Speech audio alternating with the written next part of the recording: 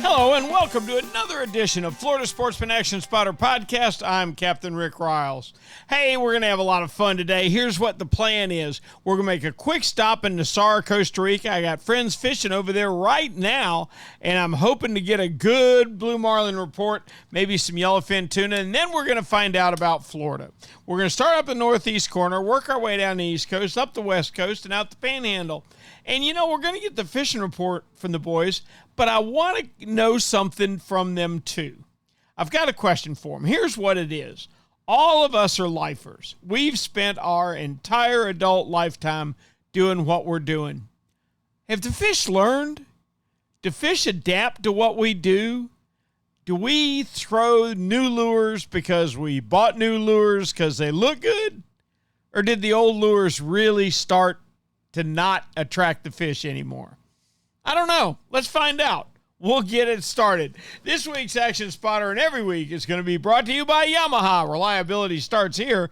By Shimano, bringing people and nature together. By Tournament Master Chum. It's the best chum on earth, okay? By Nosara, Paradise Rentals, your dream vacation. By D.O.A. Lures, the unfair advantage. By Young Boats. You want the finest in flat spay and offshore hybrids? You need to check out youngboats.com. By the Castaway Hat Co, the hat that's helping save our seas. And by Academy Sports and Outdoors. They've opened their new store in Panama City. It's a blast. They've got the right stuff, low price every day.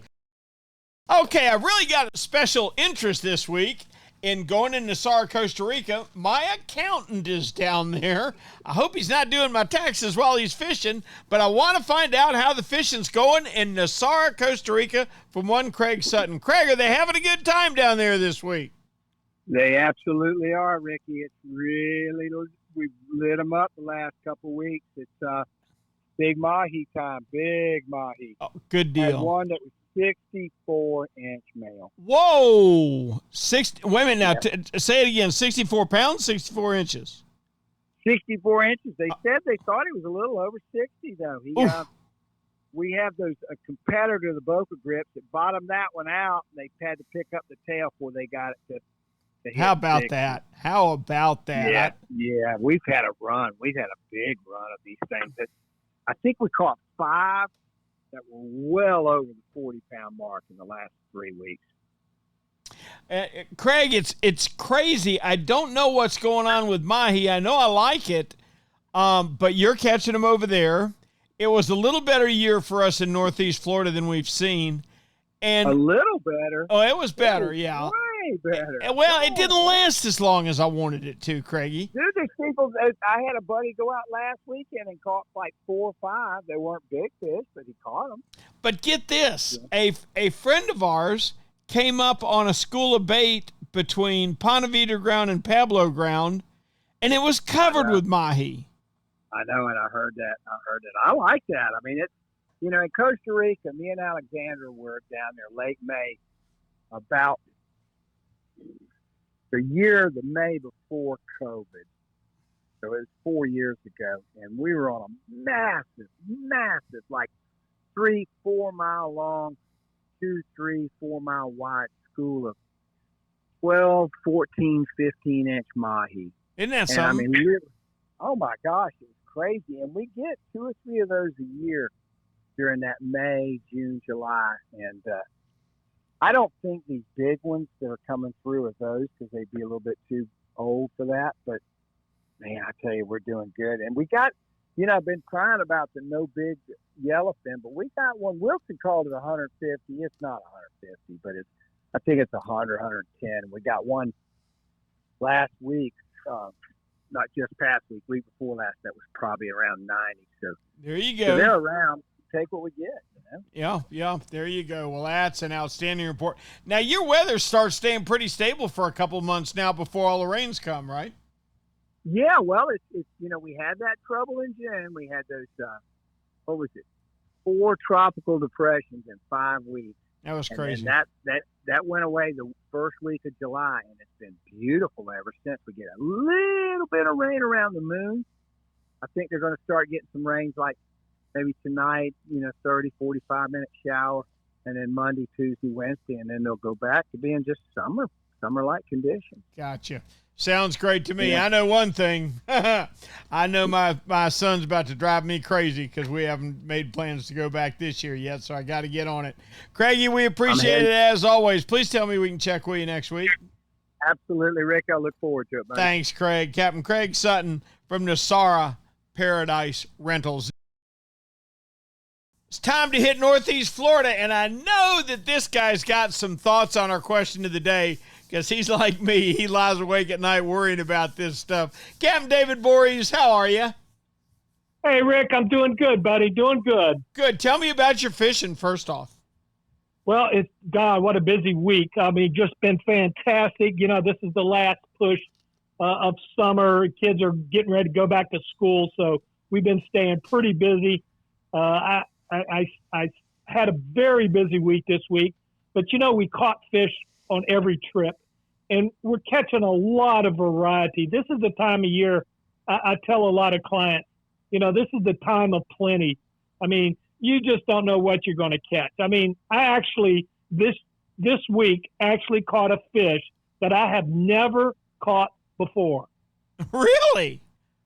That was a photo I sent you. That, what do you call it, a blimmy? We call them blimmies. Now, I can tell you that you haven't done a lot of sheepshead fishing at the jetties because no. They are a pestilence at the jetties on a jig head. Well, this was up by Atlantic Boulevard in the about Intercoastal that? Waterway. I'll be darned. So, how about but I that? am catching sheephead. I am catching sheephead this week. We have caught several. We've caught some nice whiting. The snapper are still a strong bite on the snapper. A few keeper trout this week. I was pleased to see that. Now, I did have my big flounder first of the week. I had a 5-pound flatty Monday, which has been my biggest one so far this year.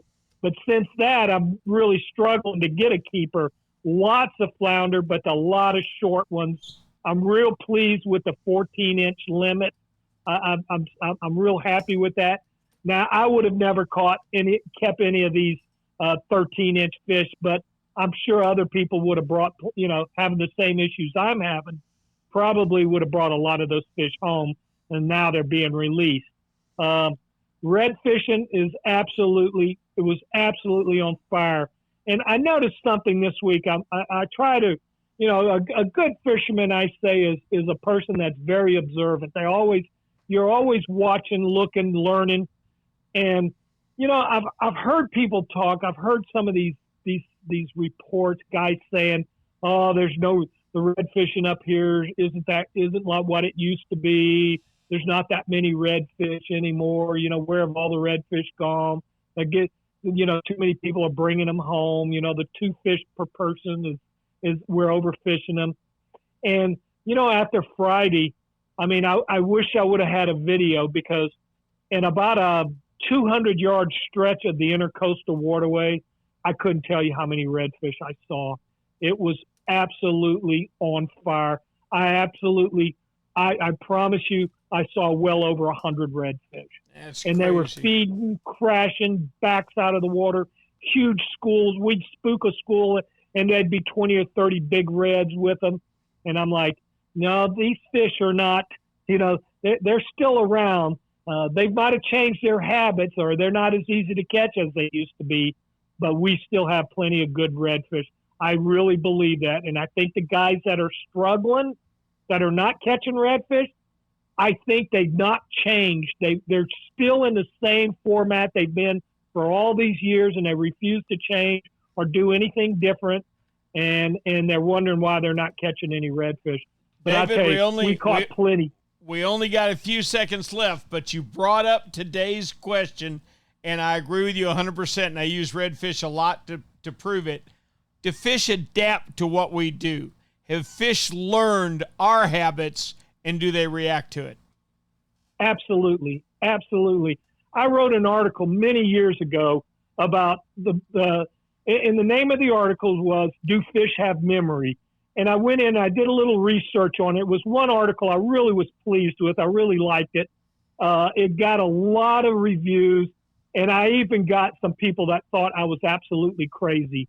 I had some people come up to me and said, "Man, are you kidding? Fish have the brain smaller than smaller than a pea. You think they got memory?" I said, maybe you're giving too much credit to memory, because a lot of animals, a lot of creatures on this planet, you have to memorize things. You have to have a good memory to survive.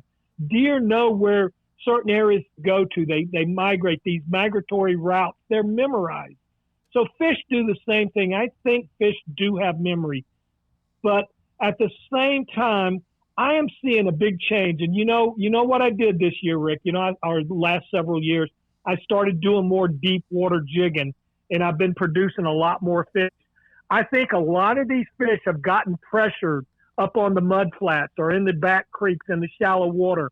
Yeah, there's a lot more flat boat out here fishing for these guys. And I think they pressured these fish into deeper water, and a lot of fish, I think, hang out in these deep ledges in 20 to 30 feet of water, and a lot of people don't ever fish them. They never see them. Out of sight, out of mind. They don't realize that they're there, but let me tell you, they are there, and there's plenty of them. And every now and then you get a day like we had this Friday where the fish, nobody was out. There was no boats out. I had the whole place to myself. I didn't see another boat as far as I could see, and the reds were just crashing the bank, backs out of the water feeding. And, you still see that, but it's not as common as it used to be. You're exactly right. And I wonder how far that goes. I know a lot of things that used to work don't seem to anymore. David, we appreciate it as always. Please tell me we can check with you next week. All right, Rick, I'll be here, buddy. Thank you, Captain David Voorhees with the Northeast Florida Report. Our thanks to David Voorhees for a great Northeast Florida report. He agrees with me. Fish have learned about the tactics we use. I want to check in with one Jimmy Ross in East Central and see how his fishing's going. Jimmy, what's biting in East Central? Well, we're doing pretty good down here, Rick. The guys that are running to the other side of the Gulf Stream are getting some yellowfin tuna right now. Good deal. And a few weehoos. Not many wahoos over there, but they're getting some weehoos.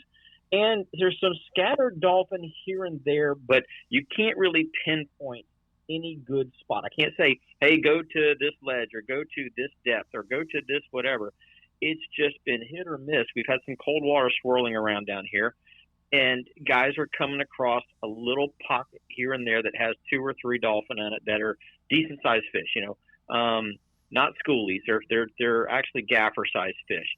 So anywhere from 10 to almost 20 pounds. That's good. But, it's one of those things that this time of the year is a gamble. You don't know what you're going to get when you go offshore because most of the fish have already migrated through, and the ones that are still kind of around seem to be kind of kicked around or pushed around by some of those different temperature gradients that are in the water column. So I'm not saying don't go fishing, but offshore and trolling in particular, but I am saying don't expect to catch anything, but be pleasantly surprised if you do come across. Lower your expectations is what you're saying, my boy. Exactly. How about inshore? Kingfish are still pushing along the beaches. They're starving along the beaches as well. Plenty of sharks. There are sharks, and more sharks, and then there's some sharks on top of those sharks. And I'm not talking about just along the beaches. They're in the lagoon systems as well. There's a lot of. I was in the Banana River the other day and saw 4 bull sharks on one flat that I'm not sure I've ever seen more than one on in any given time. I saw 4 in the same day. Wow. So sharks are definitely around. Yeah. But it's a shore bite too as well. A lot of glass minnows, especially around residential canals, deeper dredge holes and things like that. And even along some of the shallower shorelines, you'll find some glass minnows. And where you find those glass minnows, you're going to find snook, redfish, trout, and baby tarpon. So fly guys, this time of the year, it's a great time for fly guys to get out there. If you're a spin guy, either use some kind of small artificial lure. I started using the Countdown series, the little tiny Countdown of 05. That seems to be working pretty good. Put some single hooks on it. Take those little dinky trebles off. They don't work. You'll lose every fish. But put some of those inline singles on it. That way you have a little bit better bite, and the fish, you can catch those fish very readily on those small, tiny, castable, lure type, lures on spinning rods. And then, of course, flies that imitate glass minnows are working really well. Yeah, we've got a real popular fly up here called the gummy minnow, and that's exactly what it does, and it's real effective when glass minnows are in the area. Hey, Jim, you're a lifer like me. You've been in the lagoon for 20 years now. Are the fish learning? Do they learn our tactics? Mosquito lagoon redfish have a PhD. They're smarter than I am half of the time. Well, here's what I wonder. Do we catch all the dumb ones, or are they learning what we do? Because I kayak fish up here a fair amount, and the fish are far more afraid of a kayak than they were 20 years ago. You see it everywhere, Rick. Not just here in Florida. First time I went to Louisiana, I turned my trolling motor on, and the fish were lifting. And my natural instinct was to turn the trolling motor off because I grew up fishing Mosquito Lagoon in the Indian River, where when you tried using a trolling motor instead of a push pole, the fish ran away from you. They lifted. You saw the push. You saw them lift and go away from you. What I realized very quickly when I was in Louisiana, this is now 2003, was the first time I fished out there. When I turned the trolling motor on, they didn't know what it was, and so they actually were swimming to the sound of a trolling motor. Darn. So now when you go to Louisiana, though, if you turn the trolling motor on, they do exactly what they do here in the Banana, Indian, and Mosquito Lagoon. They turn and run away. They have definitely learned. Our fish here, they know the sound of a topwater plug sometimes when it's calm, and they will run away from the sound of a topwater plug because they can distinguish between that and a struggling bait fish without any wind ripple on the top to kind of blur the sound. They actually will move away from lures that are used, on a regular basis. Isn't that funny? And X-walks, skitter walks, top dogs, all of the typical name brand stuff. So if you can find something that's got a little different click to it, or don't use them in slick calm situations, you'll catch more fish. I couldn't agree more. What brought it up is we've got the head of the Marine Science Department in a very noteworthy, I shall let remain unnamed university that said fish have no capability to learn, that they can't, I'm giving them too much credit, they can't learn. I think there's some mangrove snapper living under the docks in the Keys that would disagree with that statement, by the way, because you can fool the first one, you won't fool the second one. Thank you, Jimmy. Thank you, buddy. All right, Captain Jim Ross. Now that means it's time to head to Stuart, Florida. But before we go, let's hear a word from D.O.A. I recently had a chance to stop by D.O.A. World Headquarters in Stuart, Florida, and I was not the least bit surprised to see company founder Mark Nichols hard at work on a new fish-catching invention, or so I thought. Well, what was shocking to me was he was working on the original D.O.A. shrimp, the same shrimp he patented in 1985, the stealthiest bait ever made. The only bait that lands so subtly that spooky fish will never hear it was getting Mark's full attention. "What are you doing?" was the obvious question. Mark looked at me sideways. "Hey, I've never stopped working on the shrimp. It's got to catch more fish every year, so I've got to make each one better than the last. I've now got all the production right here in the house in Stuart, and that means that today's 3 and 4 inch shrimp are consistently the best shrimp we've ever built. You know what? I get it now. The D.O.A. shrimp that fooled 1 million fish in 1985 has had to keep up with the times to keep making your fishing better. More than ever, the fish are spooky. The 2022 version of the D.O.A. shrimp is the stealthiest, most lifelike, deadliest bait you can throw. Now, let's go get a cold drink under a tiki hut where Captain Brandon Storin says the wind's still blowing. Brandon, how long's it been now? I think this is going on week number 4 now. Holy smokes, what's going on? I don't know. Maybe deforestation in Africa. Who knows? I don't know. Yeah. It's summertime. It's supposed to be the calmest time of year, and we're going on like 4 weeks of like 15 to 20 knot winds. And it looks like we have like one day we're supposed to drop to 10 or 12 knots, and then after that, it's going to kick right back up. That's just crazy. For the 10-day forecast. Yeah. Now, I've been fishing quite a bit this summer, 100 miles north of you in Stuart. You know how many days I've lost to weather? That would be more than enough. Zero. Zero. Not Really? Oh, slick calm every day. That's crazy. Little chop now and then, nothing we can't handle. We have not lost a day to weather all summer. It's crazy. Well, tell me about your southeast wind. Yeah, tell me about your closer to shore fishing. How you guys in the smaller boats making it? We're still making it, but yeah, I mean, especially when you go to certain places in the bay and the tide switches around, you got to turn into the wind. It's some really serious chop. I mean, really serious. You better, be able to get around those banks. But yeah, it's been still windy. Boy, there's been some people that trailered their 20-footer down there to go mahi fishing this summer. Been awfully disappointed, haven't they? Yeah, unless they went in June. June was gorgeous. Yeah. It's like all of July. I'll be darned. That's just crazy. Man, I hope that doesn't show a pattern of things to come. We'll see. I don't like the sound of that. But the good news is we haven't seen any big storms on the horizon yet, so let's be thankful for that. Yeah. Keep our fingers crossed for that. That's for sure. Hey, Brandon, I got a question for you. You ready? Yes, sir. You've been fishing down there a pretty good while now. Do fish learn? Absolutely. Do they learn your tactics and you have to change them? I think so, for sure. I agree with you. And the thing that brought the whole thing up was I was talking about it on our radio show, our local radio show in Jacksonville, and the head of a university here in the Southeast, the Marine Science Center, contacted me and said, "Hey, quit with the fish learn stuff. All that. Fish don't have the ability to learn." I'm not buying that, Cap. I'll tell you what right now. I'll tell you something right now. You know who are quick learners? Mangrove snappers. Yes, sir. The quickest. Yes, sir. It's funny. They are quick little learners, those mangrove snappers. Yep. They but I mean, one thing I try to do is try to switch it up as far as different baits. Maybe use like a big chunk of mullet. Maybe get like either catch or get some vacuum sealed ballyhoo and cut them in half or something, or get some pilchers and kind of go through a rotation. Maybe not show them the same thing every single day. It's funny that you asked that question because I actually do in real time think about that.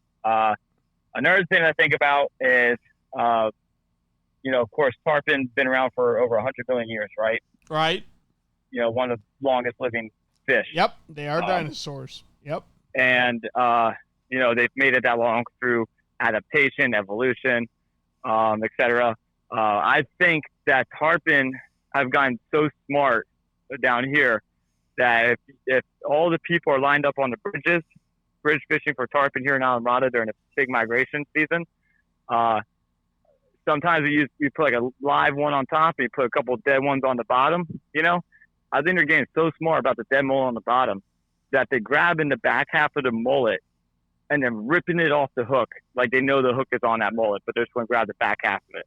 Oh, I'll tell you right now that porpoises, which are actually dolphin, but if we call them dolphin, people think of the fish. Porpoises and Stewart have become the masters of taking goggle eyes and big thread fins off your hooks. Yeah. And, I mean, and the reason why I say that is because sometimes I look at the rod and I'll go like just double over and go back in place. I'll go reel it in and see if my bait's still there. And sometimes the bait's still there, but there'll be like an indentation on half the bait. But if you watch tarpon eat, they usually swallow their full food whole, right? Right, exactly. So why are they grabbing the back half of the mullet and then trying to rip it off the hook? I don't know. I mean, you see the back half of the mullet. I don't know, but you see the back half of the mullet like descaled and like half of it smushed, and you're like, that sucker just tried to grab my mullet and run with it. Yep. But he knew the hook was on the other end. Yep, that's crazy. But I believe it only because I've seen it so many times. Brandon, thank you so much for a great report. Man, I'm praying for you. I want the wind to quit and let you boys get back out next week. No, that's fine because tomorrow night I'm leaving for Peru for 10 days. Oh, how about that? I didn't know that. Are you fishing? We're going to go target arapimas. Hey, now, you're targeting arapimas? Really? Yeah. Yep. Okay, now if Astra needs a thing in the world while you're gone, you just tell her to call Uncle Ricky, okay? Because she's coming with me. Oh, that's no good. We're staying. We're going to stay on the mountaintop at Machu Picchu for 3 nights. That's pretty cool, buddy. We need it. Have a great time. We'll talk to you when you get back. Thank you, Brandon. I'll talk to you then. Thank you, Rick. Okay, Brandon Capbean Storin. You know what Yamaha Outboards love? The genuine formula and consistency of Yamalu marine engine oils. Outboards are subjected to punishing conditions like high loads, salt, and humidity, a mix that automotive oils can't handle. Yamalu full synthetic and marine performance formulas are certified to protect against friction and corrosion for reliable performance every time. Find Yamalu marine oils at your nearest Yamaha Outboard dealer. Locate them at yamahaoutboards.com/dealers. Yamaha, reliability starts here. Hey, Raj, being consistent is the mark of a quality product. If you've been Florida's #1 chum for over 10 years, there's got to be a reason. For 10 years, Tournament Master Chum has lived up to its name. That's why more tournament pros insist on Tournament Master than any other chum. It's the only chum with Menhaden milk mixed right in. That means it gets the scent out faster and deeper than any other brand of chum. It comes in a grind size for every species from kingfish to catching bait. Your fishing time is way too precious to use second-rate chum. Bring the action to you by insisting on Tournament Master Chum. It's worth every penny. When you're ready for the finest in custom-made flat spay or inshore-offshore hybrids, you are ready to meet the Young family in Inglis, Florida. For over 21 years, the Young family has built custom boats one at a time for every type of fishing. Nothing can sneak up on a flat quite like the Gulf Shore flats boats, and I've never fished a better hybrid than the Young 24s and 27s. Rob Young is a naval architect who takes tremendous pride in each and every build for each and every customer that wants their boat custom built exactly the way they want it. Is it time for you to move up? Are you ready to own the finest boat built? Then you need to visit the Young Boat facility in Inglis, Florida, or check them out online at youngboats.com. Our thanks to Brandon Storin for a great Florida Keys report where the wind has blown for a month. That's hard to believe. You believe that, Greg Stamper? The wind in Alamorada has not been under 15 knots for one solid month. Yeah, well, you know what? We dealt with that a few months ago, so maybe somebody else, it's their time.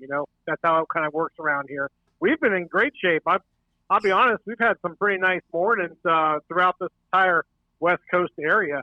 The problem is it's hot. So for us personally, if you're not on the water super early and you're not done by about 10:30 or so, that's tough fishing after that because the water temperatures really start to get hot. The bad part about this week is we did have some kind of slow tides in the early morning hours, and the best tides were in the middle of the day when it was hot. So we didn't blow them up. We did do some tarpon fishing. Well, I'll call it more like we did some tarpon fishing with a lot of casting, but not a lot of tarpon touching. So that's kind of what happened this week. We got much better tides that we're moving into as we speak. So I'm sure next week that'll be a whole different story. That's outstanding. What's going on besides tarpon? Well, the snooker's still on the beaches. That's not a problem. We do have some big fish in the back here and there. But again, you got to start early and get on those fish before it gets too hot. And another thing, Rick, I always tell people, when it's really, really hot, kind of up your tackle a little bit, get those fish to the boat, keep them in the water, and release them quickly because they do get wore out. The red, even the snook, the trout, everything gets a little bit tired in this hotter water. Now, the nearshore guys, they're still doing very well on the permit. I think they're going to get about another 2 months of the decent-sized permit, and then they're going to start getting smaller again. But that's about the same time that we'll be talking about the tarpon migration coming south through here. So they'll be able to change that thing up a little bit. I gotcha. I'm with you 100%. Greg, you fished on those tarpon for an awful lot of years, them and the snook. Do they learn, or are they getting used to you, and do they learn your tactics and you have to adjust to keep up with them? It's funny. I think every fish is different, just like humans. There's a few dumb ones and some really smart ones. And I think some of these fish do learn. I can tell you one thing. I don't stop on the small triple tail. I don't educate them on what a popping cork looks like or a shrimp.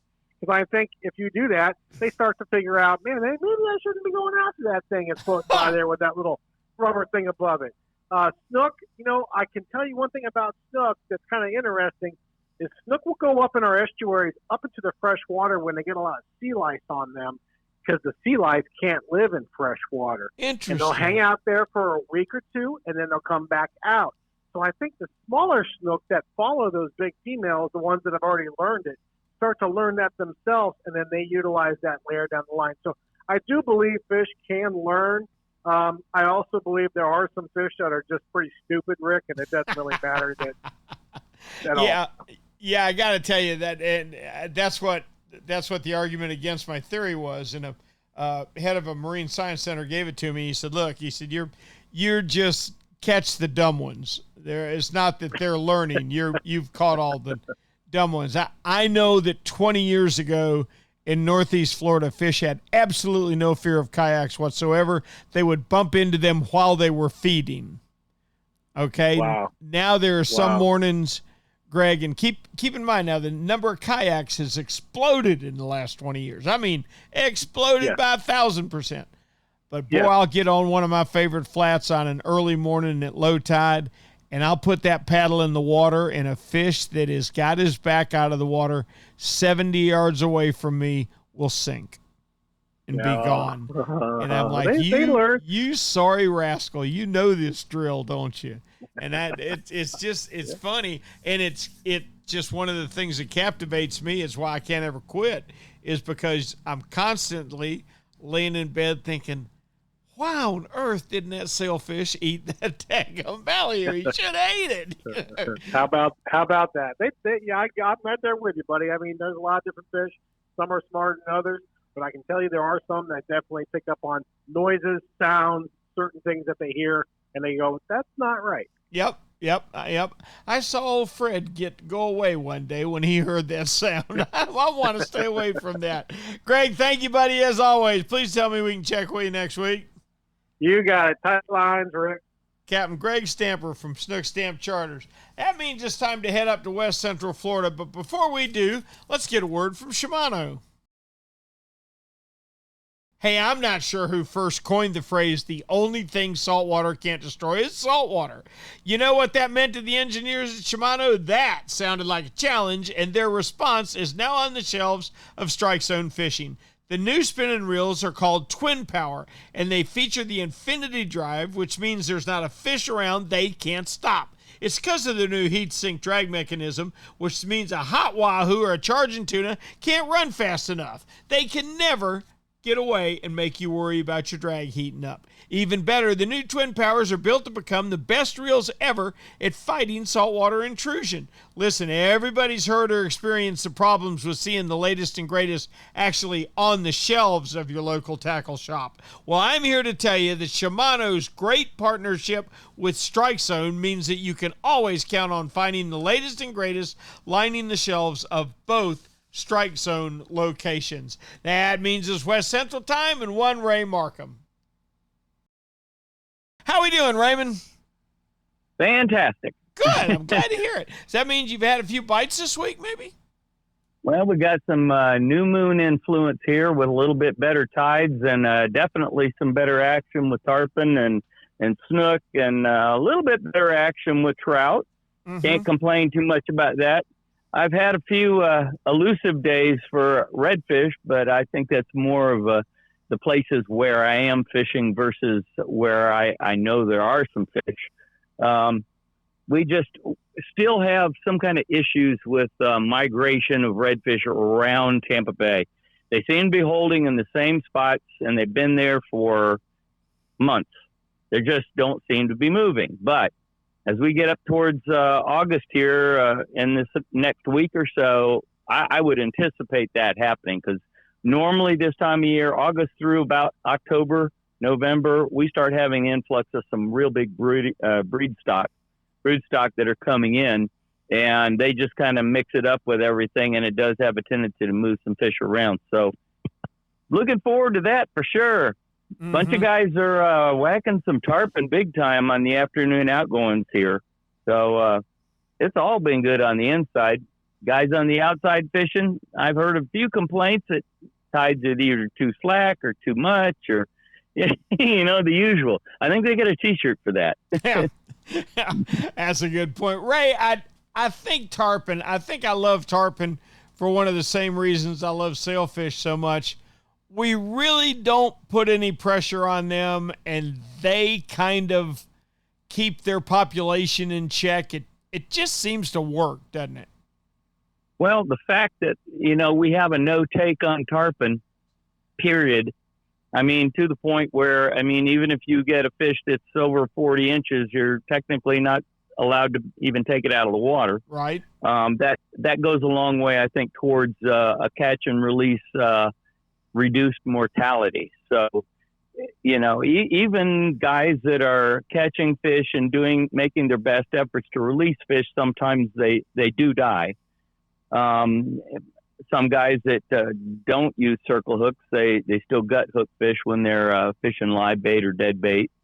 And that's another issue. I think I have probably about the least amount of release mortality due to the fact that most of the lures that I'm fishing for the fish that I'm fishing for continue to move the whole time I'm fishing them. It's not like a dead bait thing where they swallow it halfway down to their tail before a guy decides to set the hook.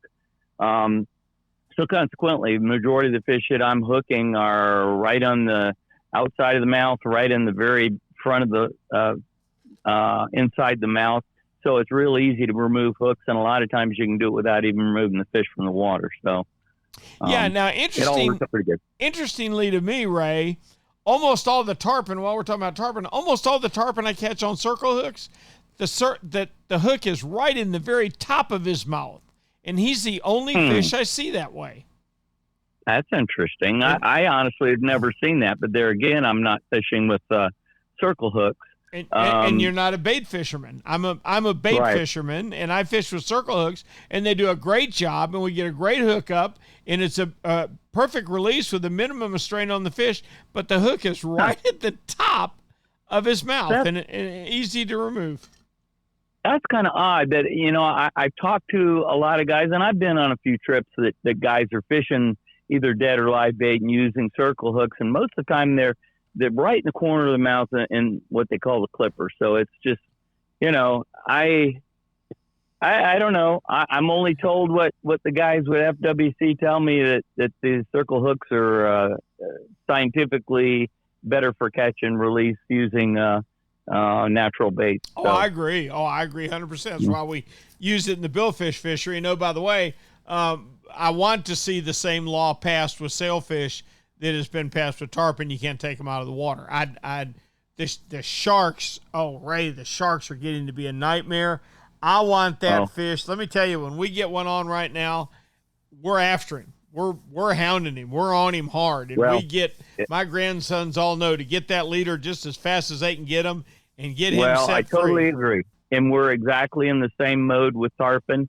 Whenever I'm fishing with tarpon, I got a kind of a boat rule. If the fish does not get to the boat for a release in 20 minutes, it gets released. Yep. I don't care if I got to point the rod at the fish and pop the line off or whatever, but you're going to start stressing that fish if you keep it out in the water fighting it too long. So, and this time of year, those sharks just migrate right along with the tarpon, waiting for something to come along that's too weak to get away from them. So I totally agree with you. Cap, I appreciate it as always. Please tell me we can check with you next week. Absolutely. Okay, Captain Ray Markham from West Central Florida. Time to move up into the Big Bend, but before we get to William Toney, let's hear a word from the Castaway Hat Company. I'll bet you don't even remember the day that all of us cool kids would rub baby oil mixed with iodine to help us get even darker in the summertime. Being burnt was cool, and even if you weren't a surfing legend, you sure looked the part. Man, have we paid the price for our vanity. We never knew the skin problems and health damage that awaited us. Today's fishermen have the option of being so much healthier in the sun than we ever thought of, thanks in no small part to the Castaway Hat Company, who not only provides our podcasters with Castaway straw hats, but they make the coolest prints on the underside of those hats you ever saw. You may think your Bimini Top or T-Top blocks the sun, but as an awful lot of us OGs can tell you, you can't have enough protection from sun damage. Do what we do. Put on the sunblock and put on your Castaway straw hat. You'll look the part of today's best anglers, and you'll even be helping the environment. That's because for each Castaway hat sold, the Castaway Company will pay to have 1 pound of trash removed from our waterways. The burning Florida sun won't be roasting your skin anymore, and believe me, when you age a few years, you'll thank us old guys who spent a lifetime on the water getting burned up. So go to CastawayHatCo.com. That's CastawayHatCo.com and get your best sun protection today. Castaway Hat Company, a hat for every adventure. Our thanks to Ray Markham for a great report. Now let's move up into Big Bend and check in with one of my favorite people ever, Captain William Toney. How in the world are you? I'm doing good, Rick. You know what? It is a very, very hot day here in downtown Homosassa, but you know what? It's summer and it happens every year. It does indeed. Yes, it does. And it won't be long till we'll be in the woods, brother. Yep, it's about a month and 3 weeks. I think I've been counting for our area, and you know I got the thermocells all charged and ready. And bar any bad storms or tropical depressions, the water level looks pretty good. Hush yourself! Don't even talk about that. You just hush yourself. Tell me how your fishing's been. Fishing is typical for this time of year. Two things I focus on are redfish, which they don't care about the heat. But what you want to do when you're going to target them, remember those undercuts and overhangs on your heavy, thick mangroves. That's where you're going to have the best luck. You'll get a little bit of chance to sight cast them as they move into that shade, but you want to stage there. And as that tide gets real high, the shade of those mangroves are where those redfish will be. Make sure you feed your bait back in there. If you're just throwing toward the edges, you're not going to catch them. They want to stay out of that heat too, don't they? Absolutely. Now, the other one that I thoroughly enjoy this time of year, any little rock outcropping, any type of little ledge or rock out anywhere from 6 to about 12 foot of water right now is this Mangrove Central. Mm-hmm. Yeah. How's the size on your mangroves been? For inshore, they're not bad. They're averaging, 11 inches, but we're getting them 14 and 16 inches, and you could almost, on a clear, calm day, you could just pick the one out you want to catch. Oh, cool. That's way cool. And live shrimp. I'll start out with a jig head on a live shrimp and let it sink. And when that happens, that you'll get the dumb ones. When they smarten up, I go to a 2-aught circle hook, kind of like a mutt tube, and free line it, and they'll dumb up again. And then when they start looking at it, you might as well just pick up and move. You know what? You just brought up tonight's subject, our question for tonight. I had the head of a marine science department for a very noteworthy university tell me that I was wrong, that fish were incapable of learning and they were not learning what we were doing and adapting to our tactics. We were just catching the dumb ones.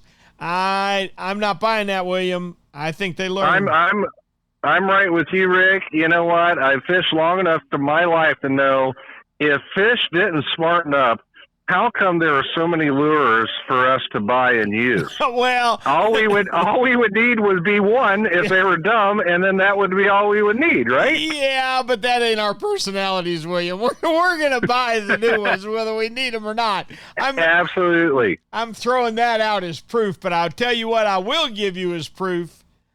How about the docks and the keys that all the people stay at with all the mangrove snapper underneath them getting fed? You don't think those mangrove snapper have learned what that hook and line mean?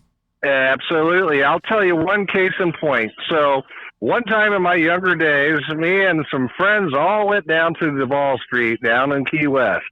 And we kind of stayed up real late, about 3 or 4 in the morning. And the hotel we were staying at down there on the dock side had a ton of tarpon and said no fishing. So, anyways, we were kind of up and about and decided, hey, you know what? I got a couple plugs. Let's go yank on one. We go down there, and we're casting, and they're just moving out of the way. Finally, the security guard came up, and he goes, hey, guys, those fish ain't going to eat that, and they're not going to eat anything that you throw at them. And he goes, why don't y'all just go upstairs and go to bed? And that was some good advice because those fish have been taught what to eat and what not to eat. And same thing that we get down there at McRae's sometimes when I'm cleaning trout and things like that, we get a few tarpon to hang around. You'll get some guys that want to try to catch one on a hook, and they just realize that piece of bait is not falling or not looking exactly the same and nose up at it and swim off. So something, either it's just whatever, just they've learned from trial and error, or they remember. But then on the other hand, I've also caught redfish that broke off 5 minutes later with my hook in his mouth. So I don't know. That's true too. I can tell you that the same redfish, not the same redfish, but his descendants that would bump into a kayak while he's feeding 20 years ago, now that the number of kayaks has exploded by the thousands, now when I stick that paddle in the water and that kayak moves and puts out that little pressure wave, a redfish that may be 50 yards away will sink out of sight. Don't tell me he hasn't learned. They know, and us anglers, we got every tool in our pocket to try to catch them. And let's just say, for instance, if we all had to go back to, say, 1960, and that's the tackle you had to use and the lures that were available, the motors and the boats, how would we all fare out there? We wouldn't catch much, Cap, that's for sure. William, we appreciate it as always. Please tell me we can check with you next week. I'll be right down here in downtown Homestead. I'm going to get on these. The golf carters are going a little too fast this afternoon. We'll tell them. They get full of themselves sometimes. You got to watch them. Yeah. Thank you, Cap. Yeah. Our thanks to William Toney for a great Big Bend report. Now it's time to head up into the Northwest and talk to one Captain Kevin Lanier. Kevin, are the fish still biting up there? They are, Captain Rick, but I will tell you, it is back. It is definitely fishing now. We've gotten out of catching. Oh, don't tell me the snapper are on to you. Well, the dog days of summer have hit us. Yep. Yeah, it's. We're still getting fish. We're still getting decent fish, but you're going to have to get quality fish now. You're going to have to push out 40 miles, get out in some of that deeper, cooler water. Yeah, and that's, it's nothing to be concerned about. We see it every year. No. Let me tell you something that's going to happen pretty soon. About the end of August, beginning of September, we'll get our first northeaster. Yeah. And you won't really feel much of a cool down unless you step out like right at dawn, and you'll start to feel that cool. Our instincts will kick in. My phone will be ringing off the hook. My buddies, we need to go fish. We need to go put in food plots. We need to go, that hunter-gatherer thing will take back over again, won't it?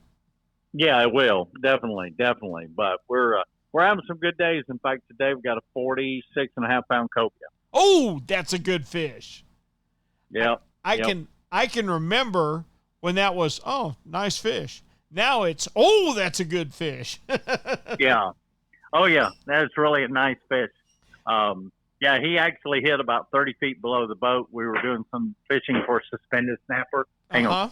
Suspended snapper, and we got all of a sudden the line started taking off out away from the boat, and they fought it and they got it up to the boat, put a gaff in it, put it in this one that we've been able to gaff and put in the boat and not just watch swim away. Good deal. Good job. Hey, tell me about your Kingfish tournament. I know you guys just had a big one. We had a great Kingfish tournament. We had 135 boats participate. Great organization, as you know, the Mexico Beach Artificial Reef Association. We had a big dolphin mahi that was caught that won the big fish, and it was it was right around 36 pounds. Great big fish. one for the Gulf. Great fish. Yeah. The biggest kings were in like 27 pounds won the recreational division, and I think like 32 pounds won the open division, which is boats over 26 feet. And our red snapper Calcutta was won by a boat that caught a 27.25 pound red snapper. That's a fine red snapper. There's no doubt about that. Cap, that's a great report. Please tell me we can check with you next week. Come, Lord willing, the creek don't rise. We'll be back next week. You got it. Okay. Thank you, Kevin. Captain Kevin Lanier.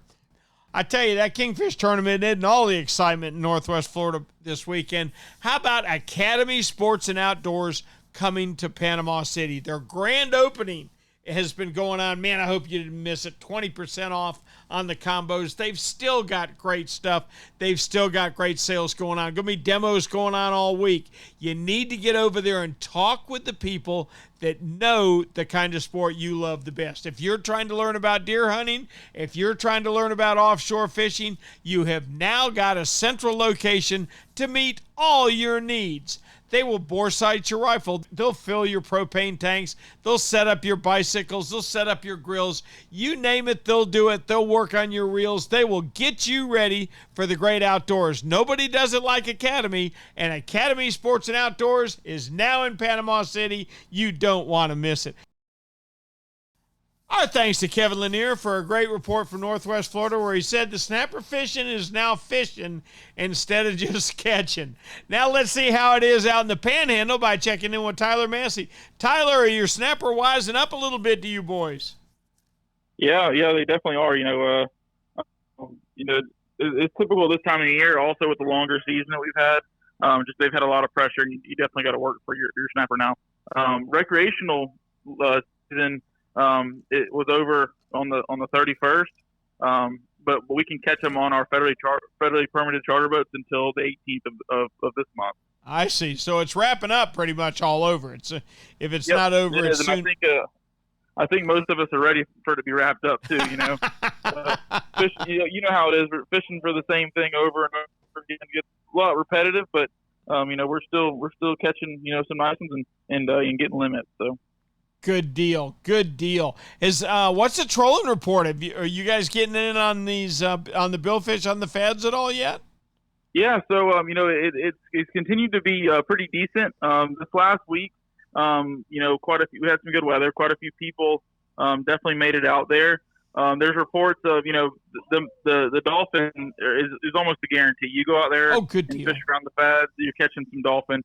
Some maybe in the 5-7 pound range, and then also some up in the bigger size, 20 plus even. So a good mixture of those size and definitely billfish shots at some of the fads too. I know a lot of people have been going to fad 2, 3, and 4 and like fishing that string of them. A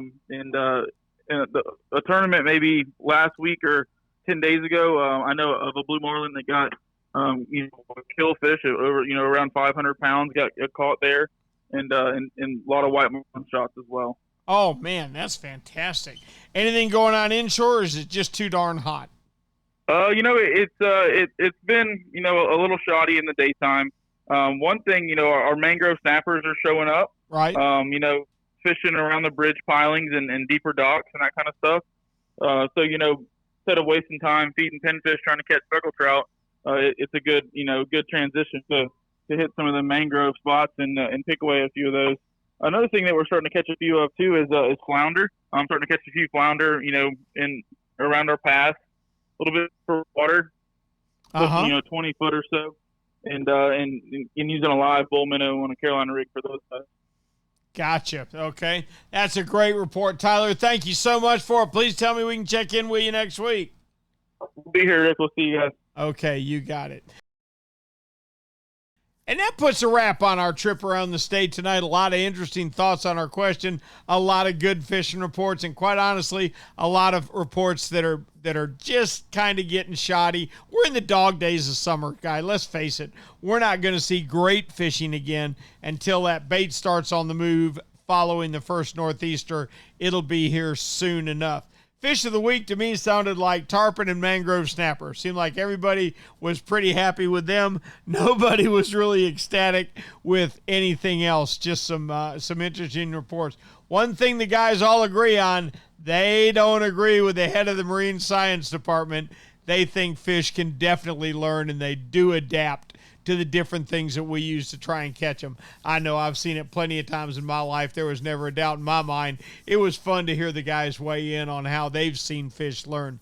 One thing for sure, we'll be back next week with another Florida Sportsman Action Spotter. And next week, just like this week and every week, will be brought to you by Yamaha. Reliability starts here. Shimano, bringing people and nature together. Tournament Master Chum, oh, it's the best chum on earth, all right. Nosara Paradise Rentals, your dream vacation. D.O.A. Lures, the unfair advantage. Young Boats. You want the finest in flat span offshore hybrids, you need to check out youngboats.com. The Castaway Hat Company, the hat that's helping save our seas. And by Academy Sports and Outdoors. Congratulations to them on their new Panama City store. If you haven't been there, you need to get there. For Florida Sportsman Magazine, until next week, I'm Captain Rick Riles, and I'll see you on the Rip.